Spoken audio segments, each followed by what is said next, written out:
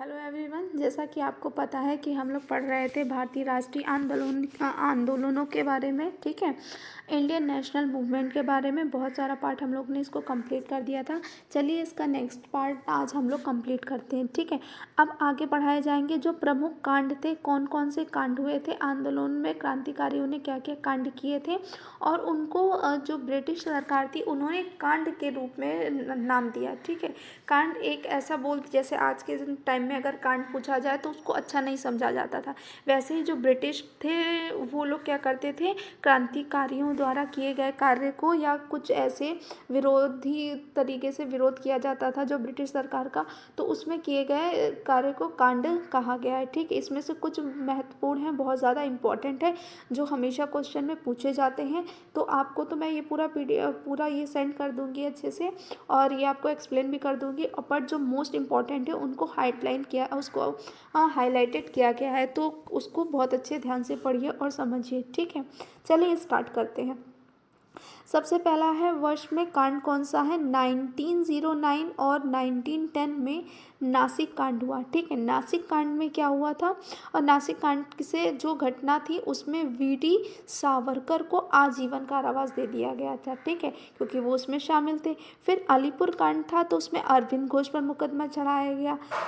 1908 में ढाका कांड, पुलिनदास को 7 साल की सज़ा हो गई थी। ठीक है, आगे देखते हैं। आगे आया हम लोगों का 1915 में हुआ दिल्ली कांड।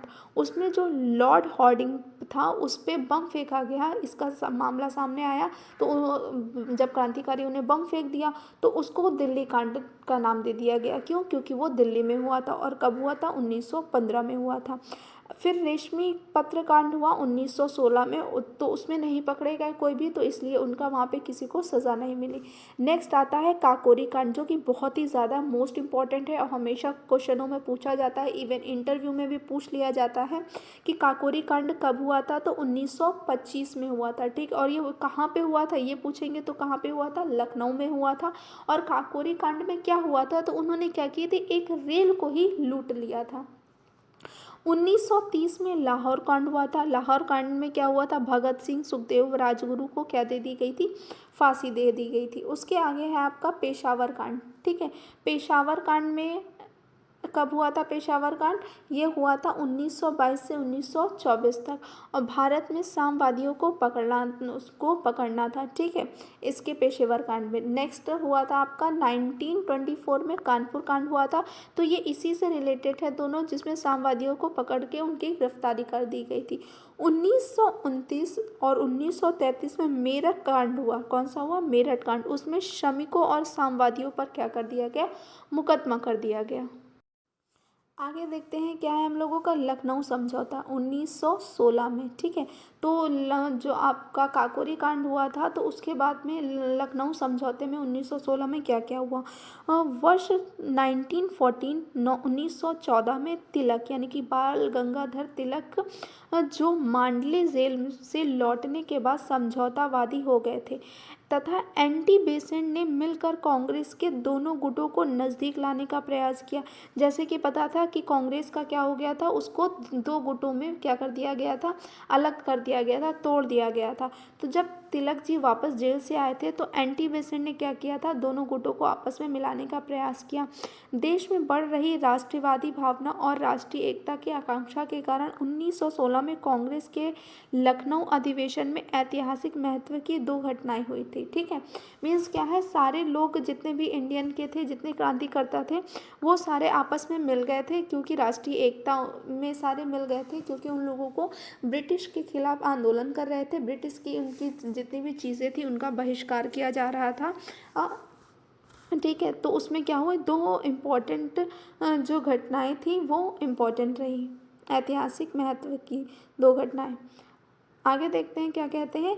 पहली यह कि कांग्रेस के दोनों धड़ों फिर से एक हो जाए। ठीक है, 2 घटनाएं हुई। पहली में क्या कहा गया, पहली में ये कहा गया कि कांग्रेस के जो दोनों धड़े थे, मतलब जो अलग अलग हो गए थे, उनको अब क्या कर दिया जाए, एक ही कर दिया जाए। इस अधिवेशन की दूसरी महत्वपूर्ण उपलब्धि यह थी कि अपने पुराने मतभेद भुलाकर कांग्रेस और मुस्लिम लीग ने सरकार के समक्ष एकता प्रदर्शित करते हुए साझी राजनीतिक मांगी। ठीक है, तो इसमें क्या था, आज जो पूछा बताया गया है कि लखनऊ समझौता में क्या हुआ था। लखनऊ समझौते में यही हुआ था कि जो एनी बेसेंट थी, उन्होंने कांग्रेस के दोनों गुटों को क्या कर दिया था, आपस में मिला दिया था।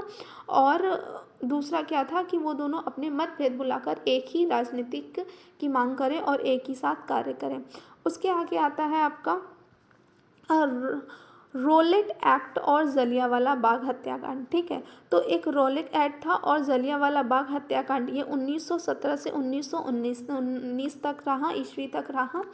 प्रथम विश्व युद्ध की समाप्ति पर जब भारतीय जनता संवैधानिक सुधारों की उम्मीद कर रही थी कि जैसे ही विश्व युद्ध खत्म हो गया था, जब विश्व युद्ध हुआ था तो सारे क्रांतिकारी और मुस्लिम लीग मिलकर उन लोगों ने क्या किया था, ब्रिटिश के साथ में विश्व युद्ध के उसमें लड़ाई करी थी। तो जैसे ही विश्व युद्ध समाप्त हो गया तो लोग ये सोचने लगे कि हाँ, अब संवैधानिक तरीके से कुछ सुधार होगा।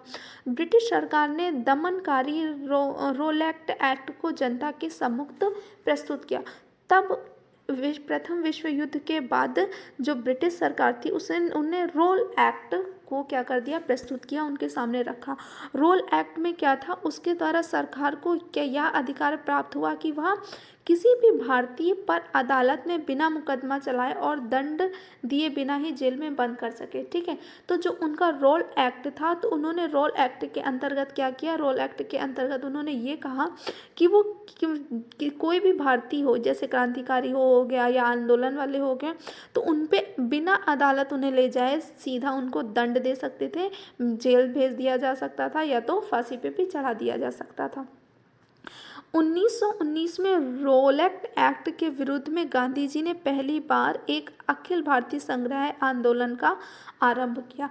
अगर क्वेश्चन में पूछ दिया जाए कि जो रोलेट एक्ट था, ठीक है, तो वो कब आया, तो 1917 के बाद से लेकर 1917 में था। ठीक है, और प्रथम विश्व युद्ध के बाद ही ब्रिटिश सरकार ने लागू कर दिया था। तो रोलेट एक्ट के अनुसार क्या होना था, बिना मुकदमा चलाए किसी भी भारतीय को जेल में बंद कर सकते हैं और दंड दे सकते हैं। तब गांधी जी ने क्या किया था, अखिल भारतीय सत्याग्रह आंदोलन का आरंभ किया था। सरकार इस जन आंदोलन को कुचल देने पर उतारू थी। उसने निहत्थे प्रदर्शनकारियों को ऐसे कुचलने का प्रयास किया जिसने दमन के इतिहास में नए अध्याय जोड़े। दमनात्मक नीतियों तथा डॉक्टर सैफुद्दीन किचलू, डॉक्टर सत्यपाल जैसे लोकप्रिय नेताओं की गिरफ्तारी के विरुद्ध में अमृतसर के जलियांवाला बाग में एक सभा का आयोजन किया गया। ठीक है, तो जो जलियांवाला बाग था, वहाँ जलियांवाला कांड में तो क्या हुआ था, जब रोलेट एक्ट लगा दिया गया और जितने भी आंदोलन करते थे और क्रांतिकारी थे उनको पकड़ पकड़ के उनको मारने लगे, उनको वहाँ से भगाने लगे। तब जाके जितने भी लोग थे उन्होंने डॉक्टर सैफुद्दीन किचलू और डॉक्टर सत्यपाल जैसे नेताओं की गिरफ्तारी के बाद में अमृतसर में जाके क्या किया, अमृतसर के जलियांवाला बाग में एक सभा का आयोजन किया। ठीक है, जनरल डायर को जब इस बात का पता चला तो उसने क्या किया, एक योजना बनाई और सरकारी आदेशों की अवहेलना माना तथा उन्होंने क्योंकि कोई भी उनकी बात नहीं मान रहा था, इसलिए उन्होंने अवहेलना समझा उसको और सभा स्थल को सशस्त्र सैनिकों के साथ घेर लिया। जहाँ पर सभा हो रही थी उन्होंने अपने सारे सैनिकों के साथ उनको घेर लिया। बिना किसी पूर्व चेतावनी के शांतिपूर्ण ढंग से चल रही सभा पर गोलियां चलाने का आदेश दे दिया। मतलब वहाँ पे शांतिपूर्ण से सभा चल रही थी, फिर भी ब्रिटिश लोगों ने वहाँ पे क्या किया, वहाँ पे गोलियां चलाना, उन सारे क्रांतिकारियों पे चलाना शुरू कर दिया। इस घटना में 1000 से अधिक लोग मारे गए, जिसमें युवा, महिलाएं, बूढ़े, बच्चे सभी शामिल थे। यह घटना आधुनिक भारतीय इतिहास में जलियांवाला हत्याकांड के नाम से जाना जाता है। ठीक है, तो जलियांवाला हत्याकांड के नाम से जाने जाते हैं। इस घटना के विरोध में रविन्द्रनाथ टैगोर ने ब्रिटिश सरकार द्वारा प्रदान की गई नाइटहुड की उपाधि वापस कर दी थी। और मतलब फिर रविन्द्रनाथ टैगोर को क्या, नाइटहुड की उपाधि दी गई थी, ब्रिटिश सरकार ने दिया था। तो जब उन्होंने जलियांवाला कांड किया, वहाँ पे सभी सैनिकों को भेजकर क्रांतिकारियों को मार दिया, तब जो रविन्द्रनाथ टैगोर थे उन्होंने नाइटहुड की जो उनको उपाधि मिली थी उन्होंने वो वापस कर दी। सर शंकरन नायर ने गवर्नर जनरल की कार्यकारिणी परिषद से त्यागपत्र दे दिया। ठीक है, आगे देखते हैं खिलाफत आंदोलन क्या था और ये कब हुआ। 1919 में स्टार्ट हुआ खिलाफत आंदोलन। प्रथम विश्व युद्ध की समाप्ति पर भारतीय मुसलमान तुर्की के प्रति होने वाले व्यवहार से क्षुब्ध थे। ठीक है, जो ब्रिटिश लोग थे वो क्या कर रहे थे, तुर्की लोगों के साथ में अच्छा व्यवहार नहीं कर रहे थे। युद्ध के दौरान ब्रिटिश प्रधानमंत्री लॉर्ड जॉर्ज ने दो आश्वासन दिए। पहला उन्होंने क्या किया, युद्ध के बाद तुर्कों को आत्मनिर्णय का अधिकार होगा। ठीक है, दूसरा मतलब वो अपने आप कोई भी निर्णय ले सकते हैं। वहाँ के खलीफा की स्थिति के बारे में ब्रिटेन कोई हस्तक्षेप नहीं करेगा और जो भी तुर्की का खलीफा होगा उनके कोई भी कार्य में ब्रिटेन और ब्रिटिश सरकार कोई भी हस्तक्षेप नहीं करेगी, इंटरफेयर नहीं करेगी।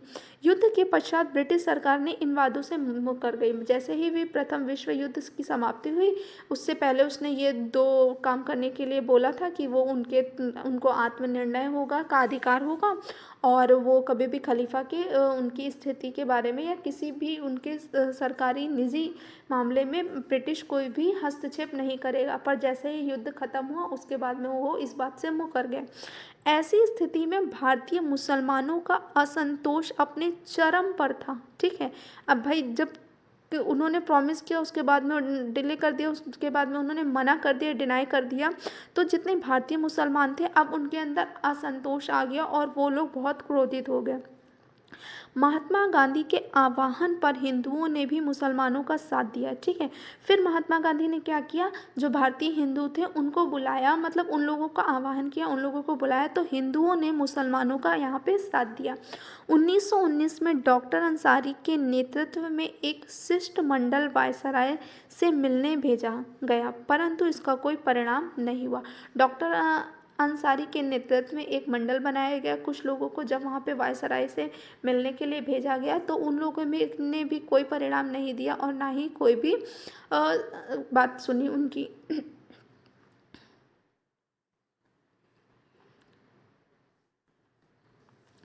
मई 1920 में अखिल भारतीय खिलाफत समिति की स्थापना की गई। इस समिति ने अपने कार्यक्रम में सरकार के विरुद्ध असहयोग की अपना नीति अपनाई। फिर 1920 में अखिल भारतीय खिलाफत की एक समिति बनी। ठीक है, उसमें जितने मेंबर थे और वहाँ के जो कार्यक्रम में सरकार यानी कि ब्रिटिश सरकार के विरुद्ध असहयोग नीति बनाई कि जो वो ब्रिटिश सरकार से सहयोग नहीं थे। दिसंबर 1920 में कांग्रेस के नागपुर अधिवेशन में विजय राघवाचारी की अध्यक्षता में स्वराज के साथ खिलाफत का प्रश्न भी जोड़ दिया गया। अब पढ़ते हैं, फिर उसके बाद में जब ये अखिल भारतीय खिलाफत समिति बन गई तो उसके बाद में असहयोग आंदोलन हुआ, तो उसके बारे में पढ़ते हैं। ठीक है, असहयोग आंदोलन कब हुआ, 1920 में हुआ। आपका इम्पोर्टेंट क्या है, आपको ये डेट्स लर्न करनी है कि किस ईयर में कौन सा आंदोलन हुआ और कौन सा कांड हुआ। प्रथम विश्व युद्ध के पश्चात आत्मनिर्णय की भावना को बल मिला। इसके साथ ही रॉलेट एक्ट, जलियांवाला बाग हत्याकांड, पंजाब में मार्शल लॉ और खिलाफत के विवाद आदि घटनाओं से अंग्रेजों के प्रति भारतीय दृष्टिकोण में व्यापक परिवर्तन आया।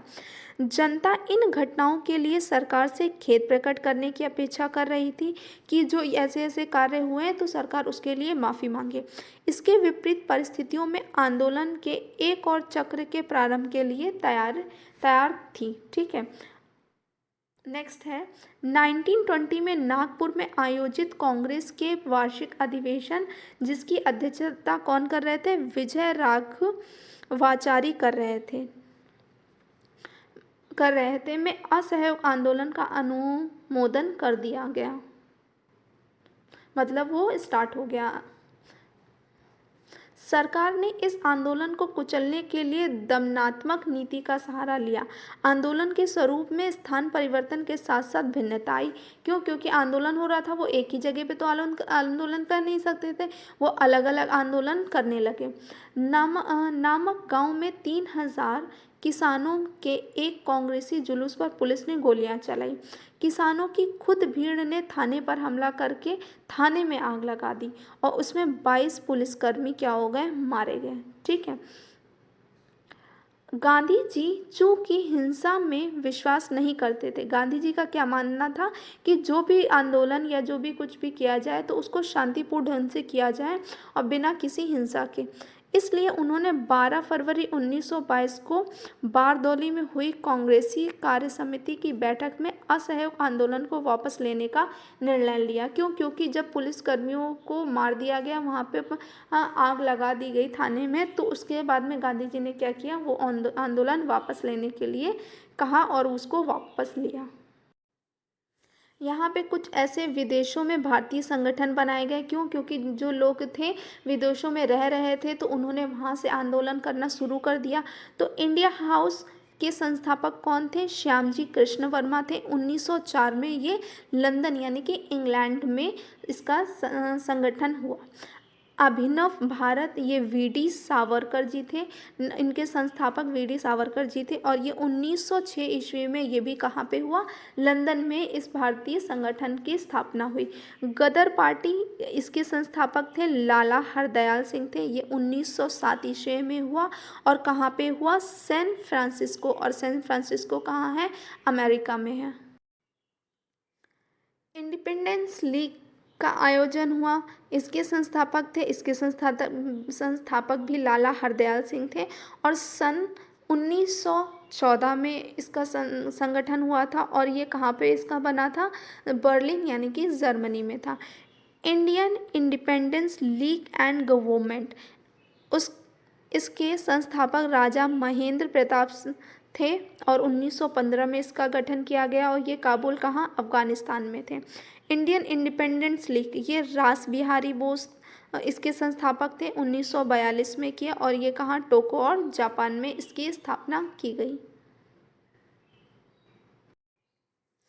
चलिए देखते हैं इसके बाद में जो साइमन आयोग था तो उसमें क्या क्या हुआ। 1919 के अधिनियम में इस बात की व्यवस्था की गई कि 10 वर्षों के पश्चात मॉन्टेग्यू जेम्स फोर्ड सुधारों की समीक्षा तथा उसमें परिवर्तन की संभावनाओं की जांच के लिए एक आयोग का गठन किया जाएगा। इस प्रावधान के तहत 1929 में एक आयोग की नियुक्ति की जानी थी।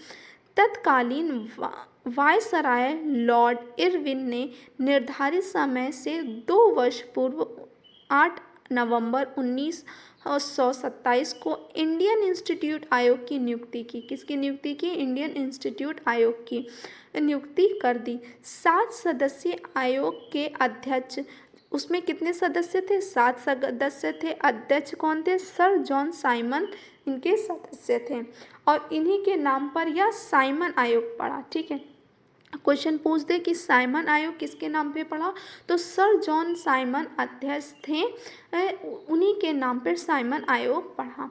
कांग्रेस के मद्रास अधिवेशन में इस आयोग का बहिष्कार का निर्णय सर्वसम्मति से लिया गया। ठीक है, मतलब इस आयोग का क्या किया गया? बहिष्कार किया गया।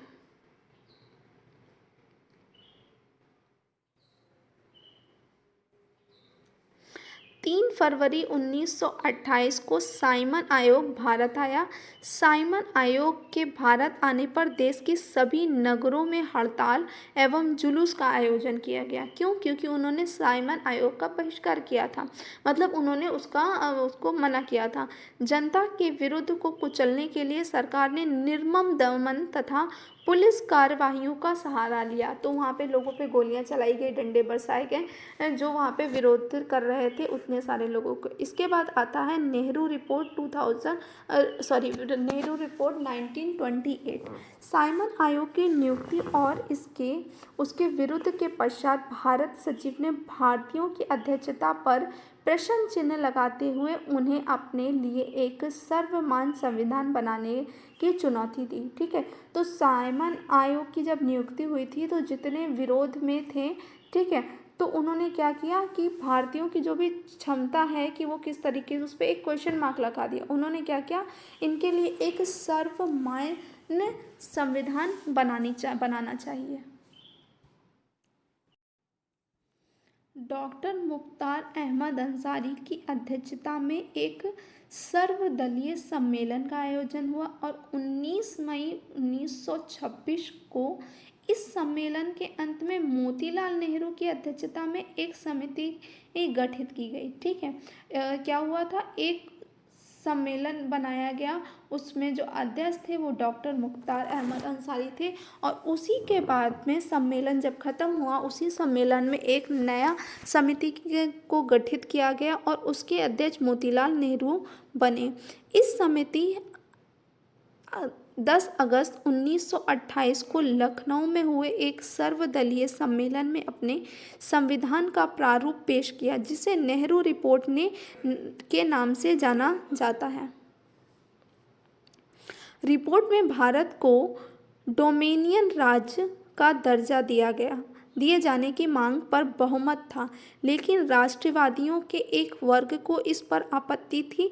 वह डोमिनियन राज्य के स्थान पर पूर्ण स्वतंत्रता का समर्थन कर रहे थे। ठीक है, तो ये जो रिपोर्ट बनाई गई, तो उस नेहरू रिपोर्ट में तो उन्होंने क्या किया कि भारत को एक डोमिनियन राज्य बनाना चाहिए, पर जो लोग थे बहुमत थे, तो जितने राष्ट्रवादी थे वो क्या चाहते थे, नहीं, पूर्ण तरह से स्वतंत्रता मिले, मतलब पूरा देश को पूर्ण तरह से स्वतंत्र हो पूरा देश, वो लोग ये चाहते थे।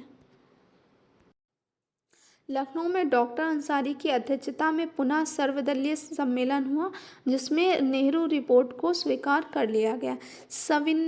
सविनय अवज्ञा आंदोलन क्या था? फरवरी 1930 में साबरमती आश्रम में कांग्रेस कार्यकारिणी की बैठक में सविनय अवज्ञा आंदोलन चलाने की पूर्ण शक्ति महात्मा गांधी के हाथ में सौंप दी गई, क्योंकि महात्मा गांधी चाहते थे कि बिना हिंसा के ही जो भी आंदोलन जितने हों शांतिपूर्ण ढंग से होने चाहिए। गांधी जी ने 31 जनवरी 1930 को लॉर्ड इरविन के समक्ष अंतिम चेतावनी के रूप में अपनी 11 सूत्री मांग रखी, जिसे अस्वीकार किए जाने पर सविनय अवज्ञा आंदोलन प्रारंभ करने की चेतावनी दी गई। लॉर्ड इरविन द्वारा 11 सूत्री मांगों को अस्वीकार कर दिया गया। फिर उसके बाद क्या हुआ, गांधी जी ने आंदोलन शुरू करने के अतिरिक्त और कोई चारा नहीं था। उन्होंने फिर क्या किया कि चलो नहीं, अब आंदोलन ही करते हैं, अगर सीधे तरीके से ये लोग बात नहीं मानते तो हम लोग आंदोलन करके अपनी बात मनवा लेंगे। फिर गांधी जी ने क्या किया, 12 मार्च 1930 को जितने उनके 78 स्वयं सेवक थे उनको लेकर वो दांडी की यात्रा के लिए निकल पड़े। ठीक है, और 24 दिनों में दांडी पहुंचकर महात्मा गांधी ने 6 अप्रैल को नमक कानून का उल्लंघन किया। नमक कानून क्या था, कोई भी नमक अपने आप से नहीं बना सकता था, पर उन्होंने जाके गुजरात में वहाँ पे समुद्र के किनारे जाकर क्या किया, नमक कानून का उल्लंघन किया। बंगाल में मानसून के आगमन की वजह से नमक बनाना कठिन था, अतः वहाँ यह आंदोलन चौकीदारी विरोध तथा यूनियन बोर्ड विरोधी आंदोलन के रूप में चलाया गया।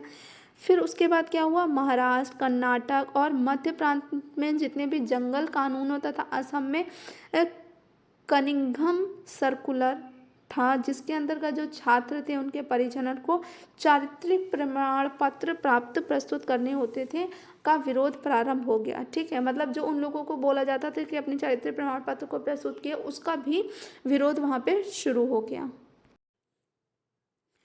निर्ममता पूर्वक दमन के बाद भी यहाँ आंदोलन की तीव्र गति को देखकर लॉर्ड इरविन ने महात्मा गांधी से समझौते का प्रयास किया। सरकार द्वारा यह आश्वासन दिए जाने पर कि हानि उठाने वालों को हर्जाना मिलेगा। 5 मार्च 1931 को गांधी इरविन समझौते के बाद आंदोलन वापस ले लिया गया। तो जब उन लोगों ने समझौता किया कि अब क्या होगा कि उन्हें कोई भी हानि नहीं पहुंचाई जाएगी, आश्वासन दिया और जितने भी हानि हुई थी उसका हर्जाना मिलेगा, तो इस समझौते पर यह आंदोलन वापस ले लिया गया। जब आंदोलन वापस ले लिया गया उसके बाद गोलमेज सम्मेलन हुआ। ठीक है, उसके बाद देखते हैं सम्मेलन हुआ वो कितने चरण में हुआ, प्रथम, द्वितीय और 3 चरणों में हुआ। और तिथि थी दे रखी है, और वायसराय कब कौन था, उद्देश्य क्या था उनका, और टिप्पणी कैसे की। सबसे पहला था प्रथम। ठीक है, जो प्रथम सम्मेलन हुआ वो हुआ नवंबर 1930 से जनवरी 1931 तक हुआ। वायसराय कौन था तब, लॉर्ड इरविन वायसराय था। इस सम्मेलन का उद्देश्य क्या था, इस सम्मेलन का उद्देश्य यह था कि आयोग के सुझावों पर विचार करने के लिए, ठीक है, कि साइमन आयोग ने जो जो सुझाव दिए उस पर एक बार फिर से पुनः विचार किया जाए। टिप्पणी कैसे हुई, कांग्रेस ने इस सम्मेलन में भाग नहीं लिया, इसकी अध्यक्षता ब्रिटिश सरकार प्रधानमंत्री रैमसे मैकडोनाल्ड ने की थी। इसमें कुल 89 सदस्य शामिल हुए थे। दूसरा क्या था आपका द्वितीय सम्मेलन हुआ, वो कब हुआ? 30 वो हुआ सितंबर और दिसंबर 1931, यानी कि 1931 सितंबर से दिसंबर तक हुआ। तब जो वायसराय था वो लॉर्ड वेलिंगटन था। उद्देश्य क्या था? संघीय ढांचे पर विचार करना तथा अल्पसंख्यकों के हितों की रक्षा करना। जो माइनर प्रजातियां थी, माइनर लोग थे वहाँ पे भारत में, तो उन लोगों पे क्या करो, उनके हित में या उनकी रक्षा के लिए कार्य किए जाने चाहिए। कांग्रेस ने इसमें भाग लिया था। इसमें कुल 107 सदस्य शामिल थे। पहले में कितने सदस्य थे? 89 थे। किसी भी मुद्दे पर सहमति नहीं हो पाई, ठीक है। तो इसके बाद में क्या हुआ, जो द्वितीय सम्मेलन हुआ उसमें भी क्या हुआ, जो भी आपका था सम्मेलन के होने का उद्देश्य, वो भी उसकी भी सहमति नहीं हुई। फिर जो तीसरा सम्मेलन हुआ वो नवंबर दिसंबर, यानी कि 1932 नवंबर दिसंबर में हुआ। तब भी जो वायसराय था वो लॉर्ड वेलिंगटन था और उसका उद्देश्य था भारत में शासन सुधारों पर विचार हेतु। इसमें कुल 46 सदस्यों ने ही भाग लिया और कांग्रेस ने इसमें भाग नहीं लिया। उसके बाद गांधी जी और इरविन के बीच में कौन कौन सा समझौता हुआ?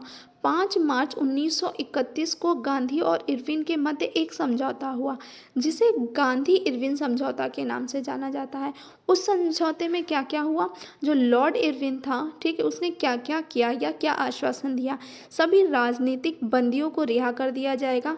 उसका पहला कार्य क्या था? उसने कहा कि जितने भी राजनीतिक बंदी को बनाया गया है उन सबको छोड़ दिया जाएगा। दूसरा था आपातकालीन अध्यादेशों को वापस ले लिया जाएगा। जो भी आपातकालीन अध्यादेश लगाए गए हैं वो भी वापस ले लिए जाएंगे। फिर तीसरा था आंदोलन के दौरान जब्त की गई संपत्ति उनके स्वामियों को वापस कर दी जाएगी तथा जिनकी संपत्ति नष्ट हो गई हो उन्हें हर्जाना दिया जाएगा। तो जब आंदोलन के टाइम में क्या करते थे लोग, जो आंदोलन कर रहे होते थे उनकी संपत्तियों को जब्त कर लिया जाता था या उनकी चीज़ों को तोड़ फोड़ दिया जाता था। तब उसमें लॉर्ड इरविन ने क्या कहा कि ऐसी स्थिति में उन लोगों की संपत्ति वापस करी जाएगी और जिनकी संपत्ति नष्ट हो गई है या किसी तरीके से कुछ खराब हो गया है तो उसका हर्जाना भी दिया जाएगा, मुआवजा। फिर उसके बाद उसने क्या कहा, समुद्र तट के निकट रहने वाले लोगों को अपने इस्तेमाल के लिए बिना कोई कर दिए नमक एकत्र करने को तथा बनाने का दिया जाएगा। सरकार मादक द्रव्यों तथा विदेशी वस्तुओं की दुकानों पर शांतिपूर्ण धरना देने वालों को गिरफ्तारी नहीं करेगी। उसने कहा कि जो भी शांतिपूर्ण धरना दिया जाएगा उसको क्या नहीं होगा, उनकी गिरफ्तारी नहीं होगी। जिन सरकारी कर्मचारियों ने आंदोलनों के दौरान नौकरी से त्यागपत्र दिया था उन्हें नौकरी पे वापस लेने में सरकार उदारता अपनाएगी, मतलब उनको वापस ले ली जाएगी। फिर आता है समझौता, पूना समझौता 1932 को हुआ। तो उसमें क्या हुआ, सितंबर 1932 में गांधी जी और अंबेडकर के बीच एक समझौता हुआ जिसे पूना समझौता के नाम से जाना जाता था। क्वेश्चन पूछ सकते हैं कि पूना समझौता किन किन के बीच में हुआ, तो गांधी जी और अंबेडकर के बीच में पूना समझौता हुआ था। इस समझौते में अल्पसंख्यक जो माइनर समुदाय थे, हरिजन लोग थे, मुसलमान थे, सिख आदि के लिए संघीय विधान परिषद में पृथक निर्वाचन मंडल की व्यवस्था की थी। इसके तहत मुसलमान केवल मुसलमानों द्वारा, सिख केवल सिखों द्वारा तथा अन्य अल्पसंख्यक समुदाय केवल अपने समुदाय द्वारा चुने जा सकते थे। गांधी जी जो उस समय यरवदा जेल में बंदी थे ने इसे भारतीय एकता तथा राष्ट्रवाद पर चोट की संज्ञा दी। क्यों? क्योंकि उसमें क्या कहा गया, जो पूना समझौता हुआ गांधी जी और अम्बेडकर के बीच में, तो उन्होंने ये बोला कि जो भी समुदाय है अपने ही समुदाय के लोग अपने ही उसी में से चुन सकते हैं। तो गांधी जी ने इसमें क्या कहा कि ये भारतीय एकता को चोट पहुंचा गया। क्यों? क्योंकि इसमें सबको जातिवादी अलग कर दे रहे हैं। इसलिए उन्होंने इस निर्णय को वापस न लिए जाने की स्थिति में 20 सितंबर 1932 को आमरण अनशन पर आरंभ कर दिया। इस समझौते के तहत दलित वर्ग के लिए एक पृथक निर्वाचन मंडल की व्यवस्था वापस ले ली गई। पूना समझौते के सांप्रदायिक निर्णय द्वारा हिंदुओं से हरिजनों को पृथक करने के सरकारी प्रयास को विफल कर दिया गया। तो वो लोग क्या कर रहे थे कि हरिजन जो दलित लोग थे उनको हिंदुओं से अलग किया जा रहा था। तो इस प्रयास को भी सरकार ने फिर क्या कर दिया, विफल हो गया और उसको अलग कर दिया गया।